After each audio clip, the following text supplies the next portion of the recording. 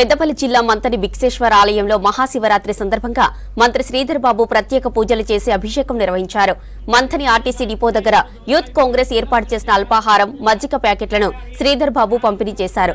రాష్ట్ర ప్రజలు ఆయురారోగ్యాలతో సంతోషంగా ఉండాలని స్వామివారిని కోరుకున్నారు శ్రీధర్ బాబు. 6 గ్యారంటీలను అమలు చేస్తున్నామని తెలిపారు.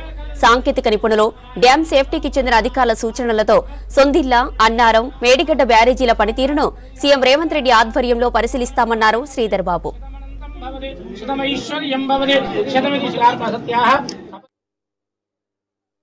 ఆ పరమశివుడిని పూజిస్తూ రాష్ట్ర ప్రజలందరూ కూడా సుఖ సంతోషాలతో, ఆయురారోగ్యాలతో, అష్ట ఐశ్వర్యాలతో ఏ ఆటంకం కలగకుండా అందరూ బాగుండాలని ప్రార్థన చేశాం.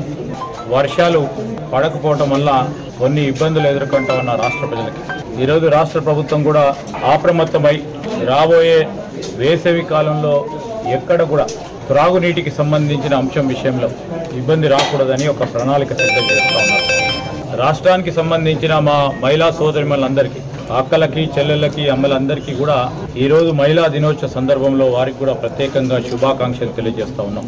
ఈ అంతర్జాతీయ మహిళా దినోత్సవ సందర్భంలో రాష్ట్ర ప్రభుత్వం కూడా ముఖ్యమంత్రి రేవంత్ రెడ్డి గారు మహిళలకు రాబోయే 2-3 రోజుల్లో మరొక ప్రత్యేకమైన కార్యక్రమాన్ని ఉపాధి సంకల్పన విషయంలో కానీ, హక్కులు కల్పించడంలో కానీ, సాధికారతను ఇంకా ముందంజలో పెట్టాలనే యోచనతో రాబోయే 2-3 రోజుల్లో ఒక నిర్ణయం తీసుకుపోతా ఉన్నారు.